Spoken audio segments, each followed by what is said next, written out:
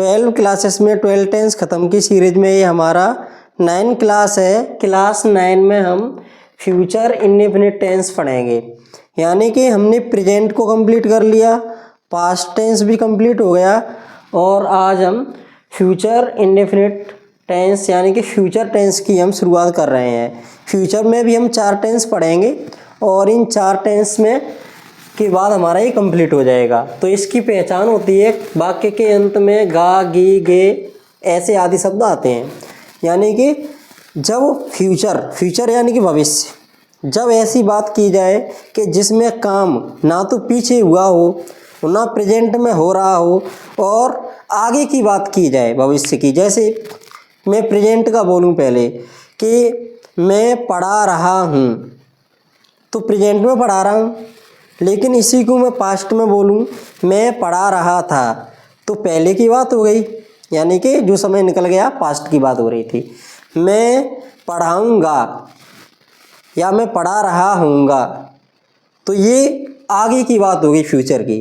तो इसलिए गा, गी, गे लास्ट में आता है तो वो क्या हो जाता है, तुम्हारा फ्यूचर का टेंस हो जाता है। और सभी में ही गा, गी, गे अंत में आएगा 4 टेंस में। तो इसका नियम इसका नियम है, इसमें कर्ता आई और बी। आई मीन्स यानी कि मैं, बी मीन्स यानी हम। तो आई और बी, जहाँ पर आई और बी सब्जेक्ट आ जाए तो उसके साथ लगाएंगे हम सेल, तथा अन्य सभी कर्ताओं के साथ बिल लगाते हैं।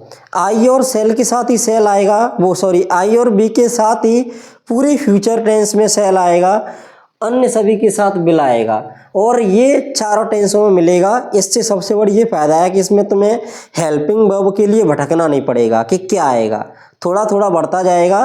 जैसे कि कंटिन्यूअस में हो जाएगा तुम्हारा will be, shall be. Future में परफेक्ट में हो जाएगा विल हैव, सेल हैव। और परफेक्ट कंटिन्यूअस में हो जाएगा will have been, shall have been. और लगाने का तरीका वही रहेगा, आई बी के साथ सेल, अन्य के सभी कर्ताओं के साथ विल। तो अफर्मेटिव सेंटेंस में हम देखेंगे सब्जेक्ट तो सबसे पहले ही आता है, उसके बाद हेल्पिंग वर्ब्स आती हैं, फिर मेन वर्ब आती हैं, फिर ऑब्जेक्ट आता है। ऐसा भी हो सकता है कि किसी स्थिति में ऑब्जेक्ट ना दिया हो, किसी स्थिति में ऐसा भी हो सकता है कि ऑब्जेक्ट के बाद भी कोई वर्ड्स दिया हो, यानी कि अदर वर्ड्स दिया हो। ट्रांसलेट करते हैं इनको। अब की बार में मैंने थोड़े फॉन्ट्स बड़े लिखे हैं जिससे हमारे 2 सेंटेंस कम हो गए।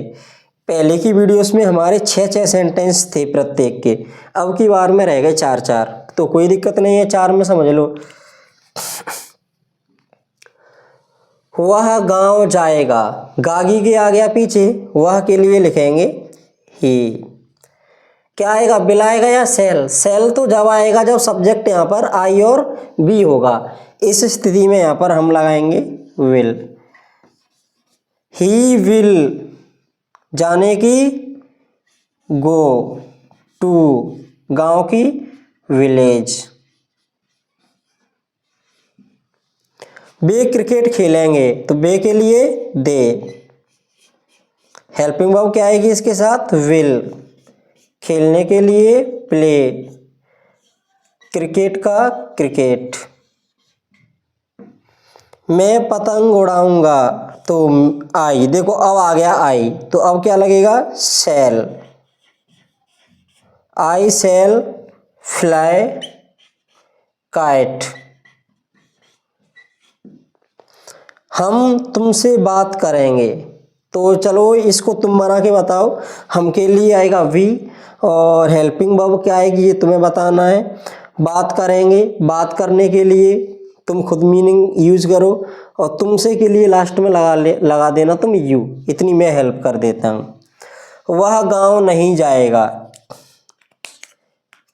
नेगेटिव है तो हेल्पिंग वर्ब के बाद क्या आ जाता है, नॉट बढ़ जाता है। बस कोई भी टेंस हो, नेगेटिव बनाना हो तो पहले ये देखो ये टेंस कौन सा है और उसको बनाने का तरीका क्या है और उसकी हेल्पिंग वर्ब क्या है। अगर नेगेटिव है तो उसके बाद नॉट बढ़ा देंगे, जैसे कि ही विल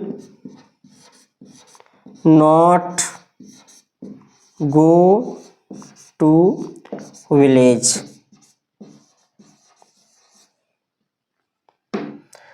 वे क्रिकेट नहीं खेलेंगे, दे विल क्या लग जाएगा, not, they will not play cricket. मैं पतंग नहीं उड़ाऊंगा, आई क्या आएगा, शैल नॉट फ्लाई काइट।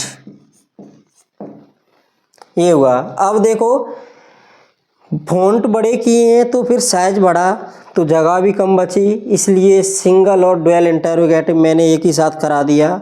और इसमें कोई बड़ी बात नहीं है, अब तक तुम्हें आने लगे होंगे, यानी कि कोई ऐसा तो है नहीं कि हम पहला ही टेंस पढ़ रहे हो, 8 पढ़ लिए और 9वां चल रहा है, तो अब तक आने चाहिए तुम्हें। तो अब इसमें इंटरोगेटिव में होता क्या है, इंटरोगेटिव में जब शब्द इंटरोगेटिव शब्द शुरू में आ जाए, यानी कब कहाँ कैसे क्यों ये वाक्य शुरू में आ जाए, तब क्या लगाते हैं हम, हेल्पिंग वर्ब को आगे ले आते हैं। लेकिन इसके अलावा जब हमारे क्वेश्चन वर्ड बीच में आ जाए तब इनकी हमें मीनिंग लिखनी होती है। तो कहाँ शब्द बीच में आया है तो इसकी मीनिंग लिखेंगे वेयर। क्या आएगा, WH लिखने के बाद, WH वर्ड लिखने के बाद आएगा विल या शैल, तो यहाँ पर यूज होगा विल का। फिर आएगा सब्जेक्ट, सब्जेक्ट क्या है यहाँ पर, वह यानी कि ही।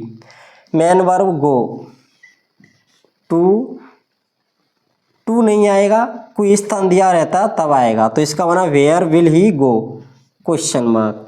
क्या वे क्रिकेट खेलेंगे, तो शुरू में क्या आ गया, तो हेल्पिंग वर्ब कहाँ जाएगी, आगे, विल हेल्पिंग वर्ब को आगे ले आए, विल सब्जेक्ट आएगा they play cricket question mark. मैं पतंग क्यों उड़ाऊंगा, क्यों आगे आ गया, क्यों बीच में आ गया, तो क्या आएगा वाई, हेल्पिंग वर्ब क्या आएगा मैं के साथ, शैल, वाई शैल, सब्जेक्ट क्या है I, why shall I fly kite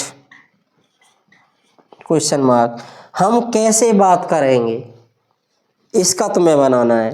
अब ये समझ में आ गया होगा, जहाँ पर भी तुम्हें ऐसा लगे कि यहाँ पर हमें समझ में नहीं आया, कमेंट में बता दो, मैं उसका सॉल्यूशन बता दूंगा और एक Q&A वीडियो लाके उसमें मैं तुम्हें समझा दूंगा। और तुम ऐसे वीडियोस के चक्कर में मत पड़ना जहाँ पर एक ही वीडियोस में पूरे टेंस सिखाने का दावा किया जा रहा हो, या फिर थंबनेल पे उल्टा सीधा ऐसा कुछ लिख दिया हो कि जिससे तुम अट्रैक्ट होके चले गए, तो कुछ नहीं, तुम्हारा कुछ फ़ायदा नहीं होगा। वीडियोस बनाने वाले का थोड़ा कुछ फ़ायदा हो सकता है, लेकिन तुम्हारा तो समय बर्बाद हो जाएगा।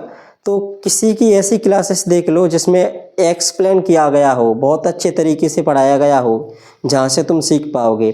अगर तुम यहाँ से पढ़ रहे हो, इस क्लास की इस सीरीज़ को पढ़ रहे हो, तो इनके बाकायदा नोट्स बनाओ और रिवीजन करो, 1-2 महीने नॉर्मल आ जाएंगे। ये उन लोगों के लिए नहीं है जिनको पहले से आते हैं, सीख सकते हैं, वहाँ से रिवीजन कर सकते हैं, लेकिन जिनको बिल्कुल नहीं आते, बेसिक से सीखना है, उनके लिए यहाँ से उनको आराम से आ जाएंगे। रिपीट करते रहो, रिवीजन करते रहो, देखते रहो,